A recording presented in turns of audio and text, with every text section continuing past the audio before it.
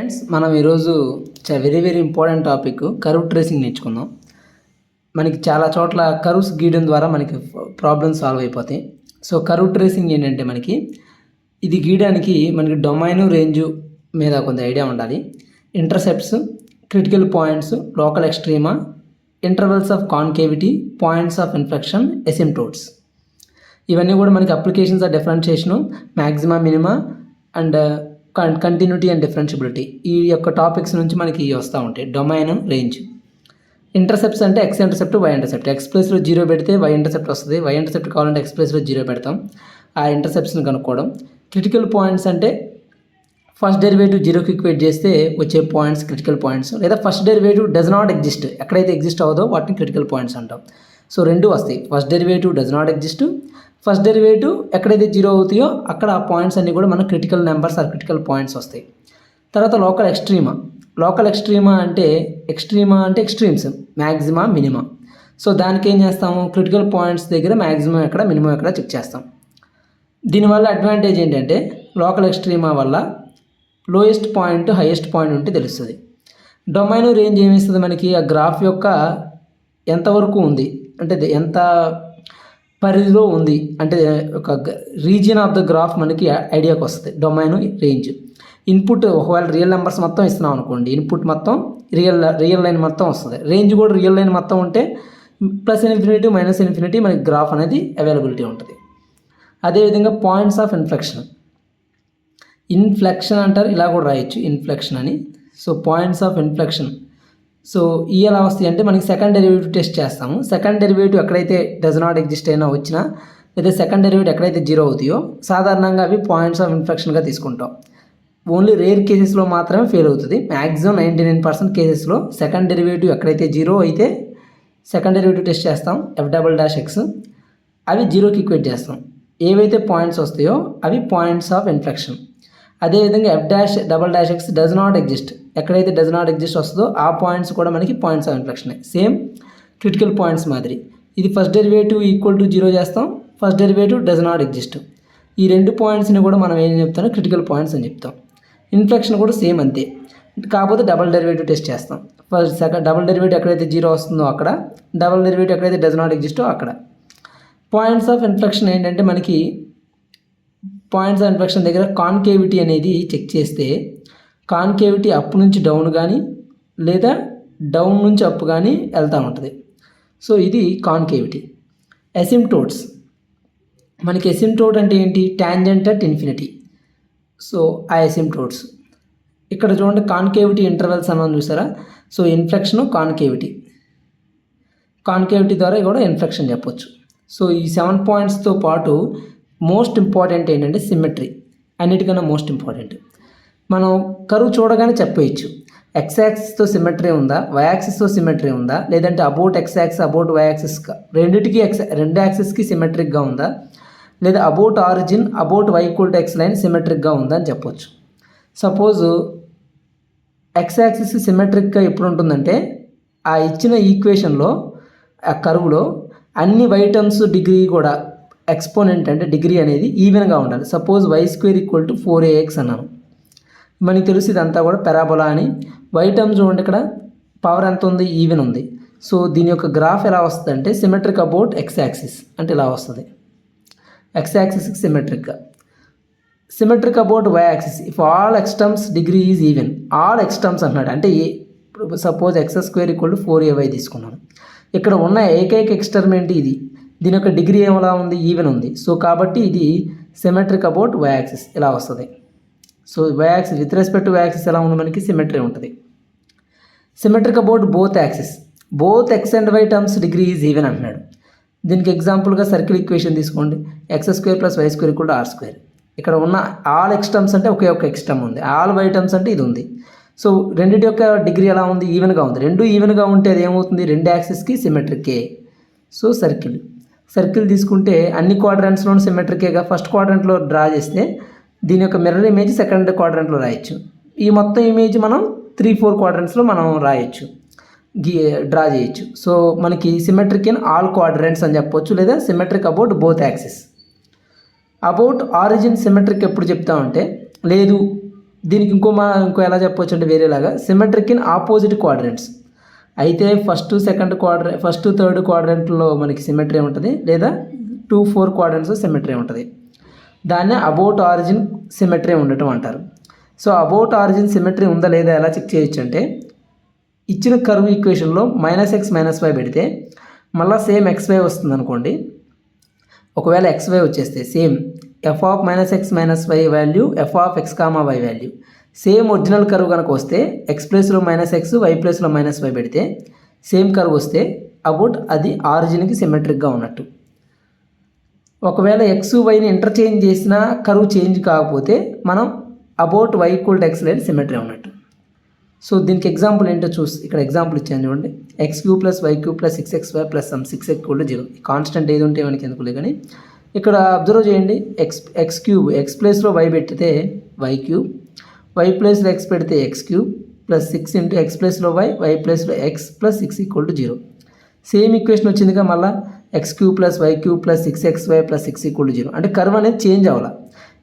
x y interchange చేశాను అయినా curve change కాలేదు. అంటే ఈ కర్వ్ ఏదైతే ఉందో ఇది y = x లైన్కి సిమెట్రిక్గా ఉంటుంది. అంటే y = x లైన్ ఇక్కడ డ్రా చేస్తే ఆ కర్వ్ ఇక్కడ ఎలా వస్తే ఇక్కడ కూడా ఇలా వస్తుంది.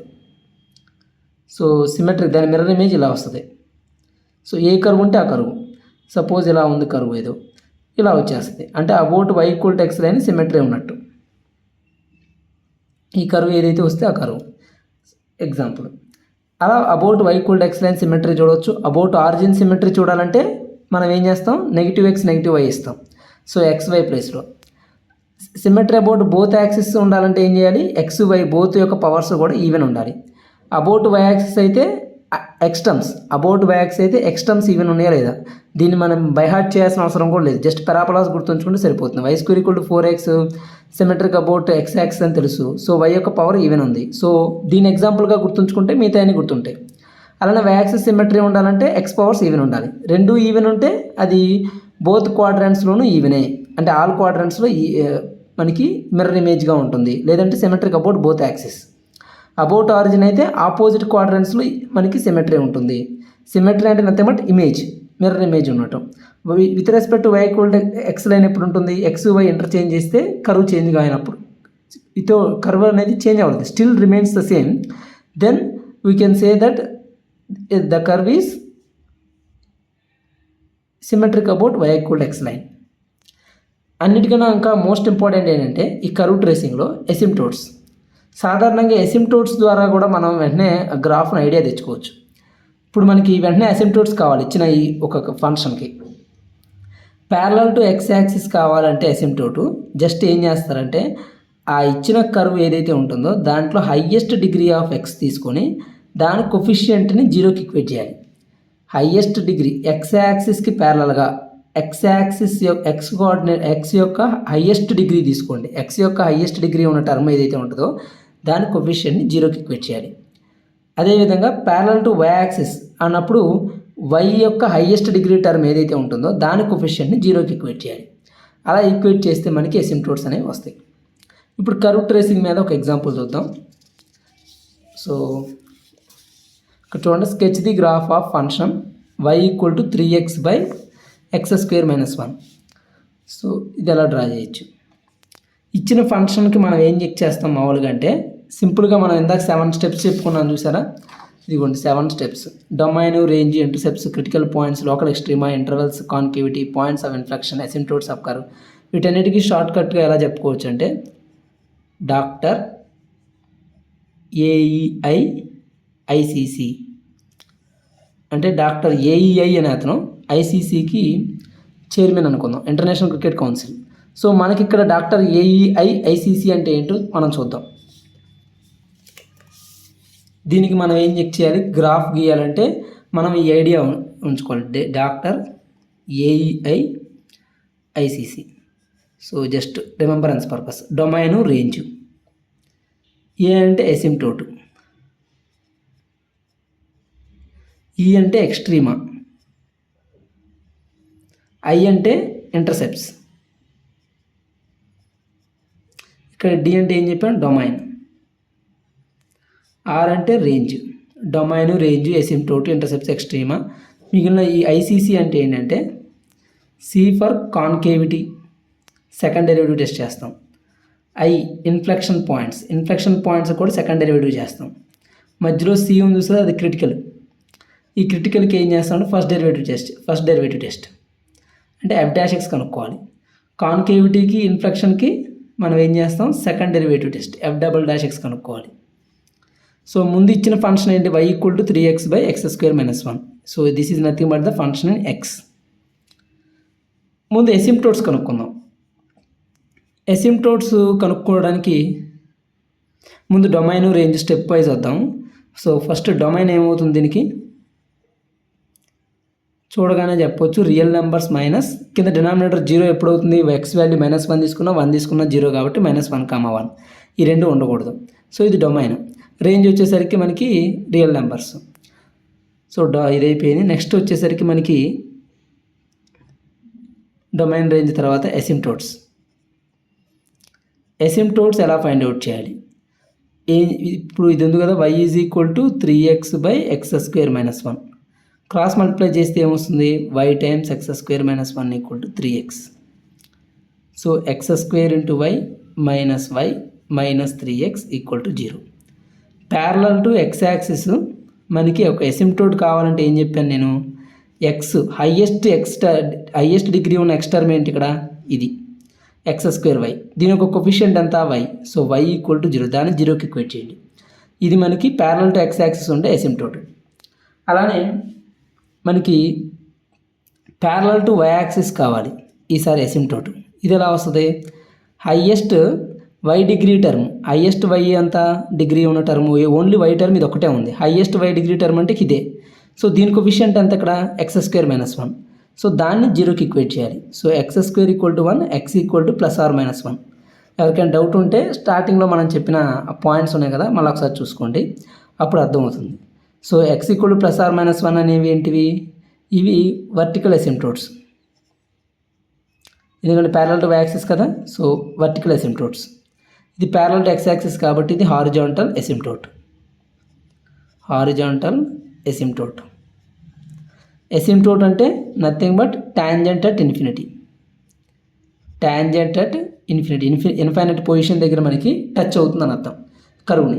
సో ఇది tangent at infinity. Horizontal asymptote vertical asymptotes వచ్చేసాయి. డొమైన్ తెలిసింది. సో ఇప్పుడు మనకి ఇంకా ఎక్స్ట్రీమా కావాలంటే ఏం చేస్తామంటే ఎక్స్ట్రీమా పర్పస్ మనం ఫస్ట్ డెరివేటివ్ టెస్ట్ చేద్దాం. దాని తర్వాత మనకి ఐసీసీలో ఇన్ఫ్లెక్షన్ కాన్కేవిటీ క్రిటికల్ పాయింట్స్ ఉన్నాయి. ఈవెన్ క్రిటికల్ పాయింట్స్ కూడా మనం ఏం చేస్తాం ఫస్ట్ డెరివేటివ్ టెస్టే. సో ఫస్ట్ డెరివేటివ్ టెస్ట్ చేస్తే ఏమొస్తుంది y' వాల్యూ ముందు ఫంక్షన్ తీసుకుందాం y = 3x/x²-1. y' ఏమవుతుంది u derivative 3 × v - u × v derivative 2x/v². 3x² - 3 - 6x²/x²-1 so -3 - 3x²/x²-1 -3 common తీస్తే 1 + x²/x²-1. ఇక్కడ అబ్జర్వ్ చేయండి ఇది వచ్చేసరికి y' కదా అంటే ఇదే మనకి ఏమొచ్చింది ఇంప్లాయిస్ f'(x) = -3 × 1 + x²/x²-1. ఇక్కడ ఫస్ట్ డెరివేటివ్ యొక్క critical points or critical numbers ఏంటో చూద్దాం. క్రిటికల్ నెంబర్స్ ఏంటి ఇక్కడ అనేది చూస్తే ఈ ఫస్ట్ డెరివేటివ్ టెస్ట్ ఏదైతే ఉందో మనం చేసాం ఈ ఫస్ట్ డెరివేటివ్లో ఎక్కడ డస్ నాట్ ఎగ్జిస్ట్ ఇది x ప్లస్లో 1 తీసుకున్నా -1 తీసుకున్నా ఈ ఫస్ట్ డెరివేటివ్ అనేది ఎగ్జిస్ట్ అవ్వదు. సో x = +1 - 1 ఈ రెండు కూడా క్రిటికల్ పాయింట్స్ కిందకు వస్తాయి క్రిటికల్ నెంబర్స్. అదేవిధంగా ఈ ఫస్ట్ డెరివేటివ్ ఎప్పుడు 0 అవుతుంది అనేది చూస్తే మనకి 0 అయ్యే ఛాన్స్ ఉంది. అసలు x² టర్మ్ ఉంది ఇది 0 అయ్యే ఛాన్స్ లేదు. స్ట్రిక్ట్లీ గ్రేటర్ దాన్ 0 ఫంక్షన్ ఇది.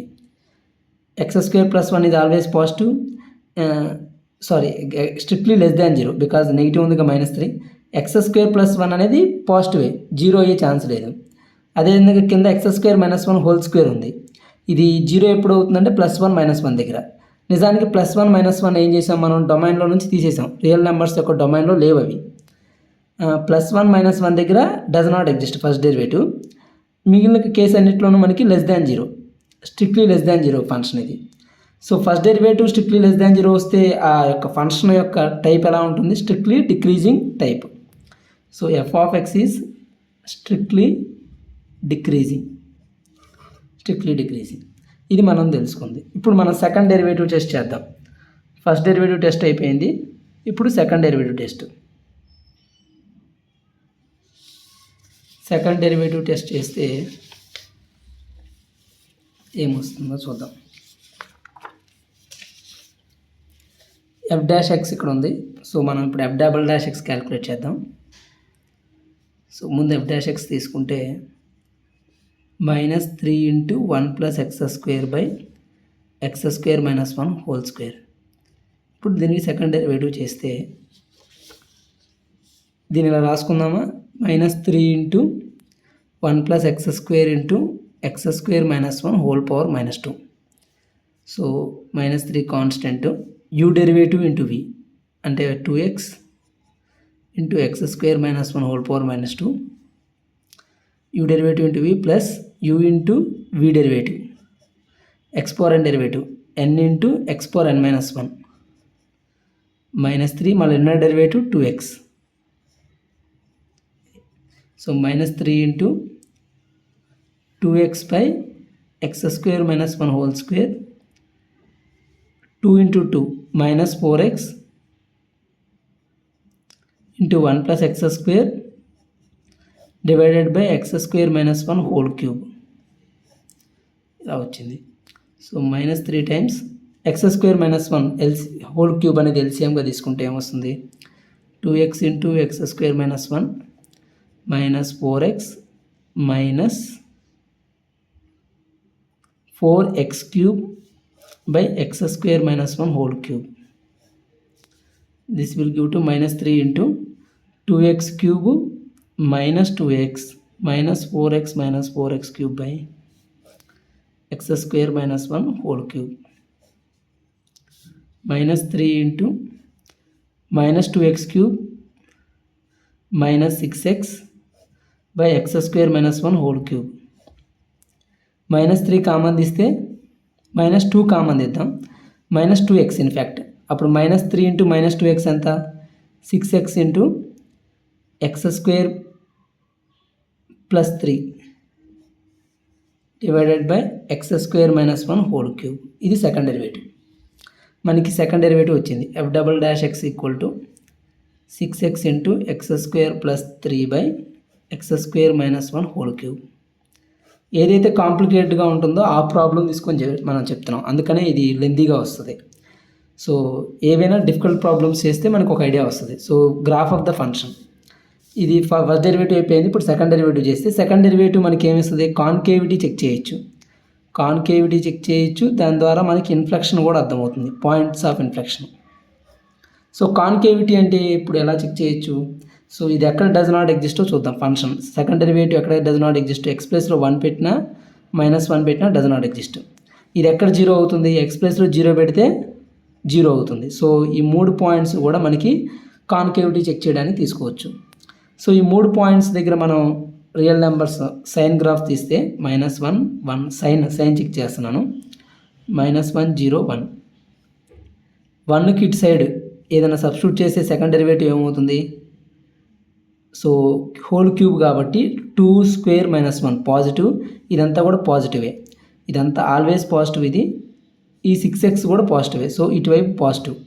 దాని తర్వాత 1 తర్వాత ఏమైంది? నెగిటివ్, మళ్ళీ పాజిటివ్, మళ్ళీ నెగిటివ్. సో మనకి ఇక్కడ కాన్కేవిటీ ఏమవుతుంది? ఇక్కడ కాన్కేవ్ డౌన్, ఇక్కడ కాన్కేవ్ అప్, కాన్కేవ్ డౌన్, మళ్ళీ concave up, concave up, concave down, plus sign concave up, మళ్ళీ ఇక్కడ మైనస్ అంటే కాన్కేవ్ డౌన్, మళ్ళీ ఇక్కడ ప్లస్ అంటే కాన్కేవ్ అప్. సో ఇక్కడ ప్రతి చోట కూడా మన చేంజ్ వస్తుంది. మైనస్ నుంచి ప్లస్కి, ప్లస్ నుంచి మైనస్కి, మైనస్ నుంచి ప్లస్కి. సో ఈ 3 కూడా మనకి పాయింట్స్ ఆఫ్ ఇన్ఫ్లెక్షనే అవుతాయి. అయితే మనకి డొమైన్లో ఏం లేవు. డొమైన్కి వచ్చేసరికి మనకి -1, 1 అనేవి మనం డొమైన్లో తీసుకోవాలి. ఇక్కడ -1, 1. సో -1, 1 తప్పించి ఈ 2 తీసేస్తున్నాం because they are not in the domain. మనం ఏం చేస్తున్నాం అంటే 0 మాత్రమే డొమైన్లో తీసుకున్నాం కాబట్టి 0 డొమైన్లో ఉంది కాబట్టి పాయింట్స్ ఆఫ్ ఇన్ఫ్లెక్షన్ ఏమవుతుంది 0, f(0) అనేది పాయింట్స్ ఆఫ్ ఇన్ఫ్లెక్షన్. సో ఇచ్చిన ఫంక్షన్లో మనకి ఇచ్చిన ఫంక్షన్ ఏంటి 3x/x² - 1. దీంట్లో x ప్లేస్లో 0 పెడితే ఏమొస్తుంది, x ప్లేస్లో 0 పెడితే y = 0. సో 0, 0 అనేది పాయింట్స్ ఆఫ్ ఇన్ఫ్లెక్షన్. ఇక్కడ రాస్తున్నాను 0, 0 అనేది ఏమొచ్చింది మనకి పాయింట్ ఆఫ్ ఇన్ఫ్లెక్షన్. ఆరిజిన్ అనేది పాయింట్ ఆఫ్ ఇన్ఫ్లెక్షన్. ఇప్పుడు అన్నీ వచ్చినాయి. కాన్కేవిటీ, పాయింట్స్ ఆఫ్ ఇన్ఫ్లెక్షన్, ఎసిమ్ప్టోట్స్, ఇంటర్సెప్ట్స్. అదేవిధంగా మోనోటానిసిటీ కూడా చెక్ చేస్తే అది స్ట్రిక్ట్లీ డిక్రీజింగ్ వచ్చింది. సో ఇంటర్సెప్ట్స్ చూసాం, డొమైన్ చూసాం. ఇప్పుడు మనం ఇంకా చూడాల్సిందల్లా సిమెట్రీ. మోస్ట్ ఇంపార్టెంట్ అయిన సిమెట్రీ మనం చెక్ చేయడం మర్చిపోయాం. ముందు సిమెట్రీ చూడాలి. సిమెట్రీ అనేది చూస్తే మనకి ఇది సిమెట్రిక్ అబౌట్ ఆరిజిన్. ఎలా చెప్తున్నాను నేను, f (-x - y) = f(x, y) ఉంది. చూడండి కావాలంటే ఇచ్చిన ఫంక్షన్ ఏంటి y = 3x/x² - 1. ఇది ఇచ్చిన ఫంక్షన్. సో x ప్లేస్లో -x పెడితే ఏమొస్తుంది y = x ప్లేస్లో -x పెడితే -3x, x² పాజిటివే కాబట్టి x² - 1, y ప్లేస్లో -y. మళ్ళీ మైనస్ క్యాన్సిల్ అయిపోతే మళ్ళీ ఒరిజినల్ ఫంక్షనే వస్తుందిగా 3x/x² - 1 అని. సో సిమెట్రిక్ అబౌట్ ఆరిజిన్ మనం ఫస్ట్లోనే నేర్చుకున్నాం, అది సిమెట్రిక్ అబౌట్ ఆరిజిన్ అని. సో సిమెట్రిక్ అబౌట్ ఆరిజిన్ అని చెప్పి వచ్చింది. ఇప్పుడు మనం గ్రాఫ్ డ్రా చేద్దాం. కావాలంటే ఇక్కడ చూడండి పాయింట్స్. ఇప్పుడు సిమెట్రిక్ అబౌట్ ఆరిజిన్ మీద స్కెచ్ ద గ్రాఫ్. మనకి తెలిసిన ఫీచర్స్ అన్నీ ఒక్కోసారి రాద్దాం. y = 3x/x² - 1. ఇది ఇచ్చిన ఫంక్షన్. సో దీనికి మనకి తెలిసినవి ఏంటంటే డొమైన్, ఎసిమ్ప్టోట్స్. ఎసిమ్ప్టోట్స్ మనకి ఏమొచ్చినాయి ఫైండ్ అవుట్ చేస్తే ఎసిమ్ప్టోట్స్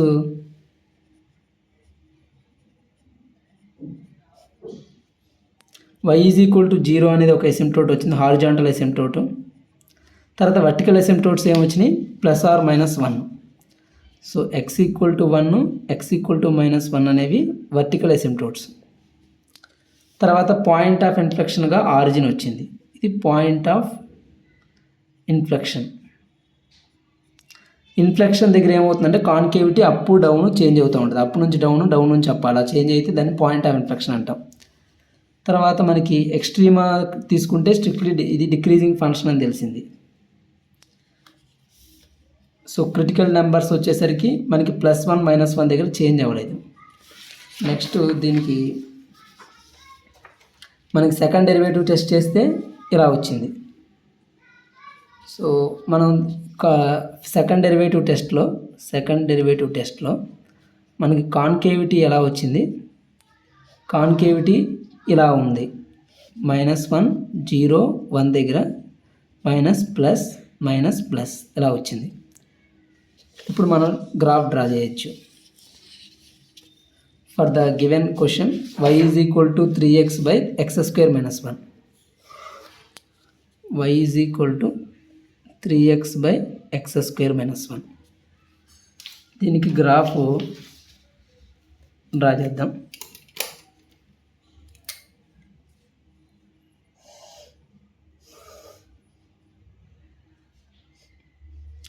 x యాక్సిస్, y యాక్సిస్. ఇది ఇచ్చిన ఫంక్షన్ y = 3x/x² - 1. మనకి ఎసిమ్ప్టోట్స్ ఏమేమి వచ్చినాయో చూద్దాం. ఎసిమ్ప్టోట్స్ వచ్చేసరికి x = 1, x = -1. x = 1 vertical asymptote, ఇంకోటి x = -1.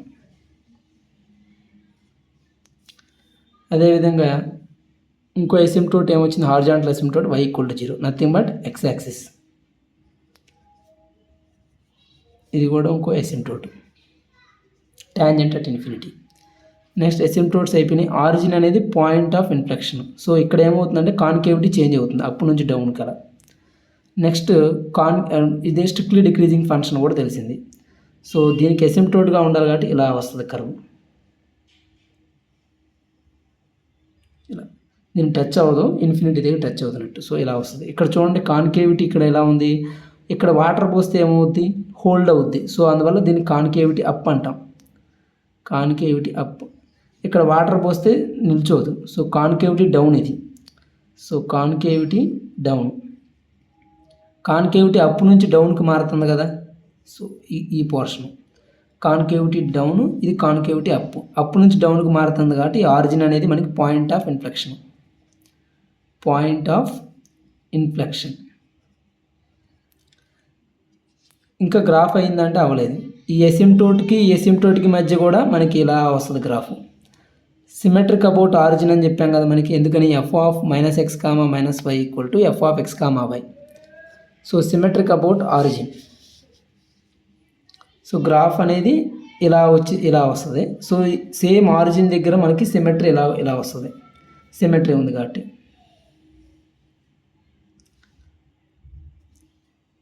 This is the graph. మనకి సెకండ్ డెరివేటివ్ టెస్ట్ ద్వారా మనకి కొంత ఐడియా వచ్చింది. ఇక్కడ సెకండ్ డెరివేటివ్ కాన్కేవిటీ చూస్తే -1 ప్రాంతం ఎక్కడ ఉంది, ఇక్కడ ఉంది -1. ఇది 1. -1 దగ్గర నెగిటివ్ నుంచి పాజిటివ్. అంటే కాన్కేవిటీ ఎలా మారుతుందంటే ఇక్కడ కాన్కేవిటీ అప్ వస్తుంది. సో -1 తర్వాత మనకి కాన్కేవిటీ అప్. ఇదిగోండి -1 తర్వాత 0 తర్వాత మనకి కాన్కేవిటీ డౌన్.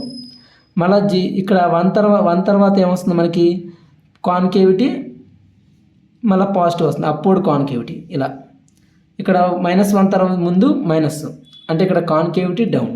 ఇలా సిమెట్రిక్ అబౌట్ ఆరిజిన్ ఉంటుంది. అంటే ఇక్కడ ఒక పాయింట్ తీసుకుంటే మళ్ళీ అదే డిస్టెన్స్ మనం ట్రావెల్ చేస్తే ఇక్కడ కూడా ఇంకో పాయింట్ వస్తుంది. సో ఆపోజిట్ క్వాడ్రంట్స్లో సిమెట్రీ ఉంది. మళ్ళీ ఇక్కడ కూడా మనకి ఇలా ఉంది. Origin with respect to origin symmetry. ఇది ఎలా ఉందో same with respect to origin ఇది కూడా కిందకి ఇలానే ఉంది. ఇలా గ్రాఫ్ అనేది డ్రా చేయొచ్చు. వీటన్నిటికీ మోస్ట్ ఇంపార్టెంట్ ఏంటంటే ఈ పాయింట్స్ మనం గుర్తుంచుకోవాలి.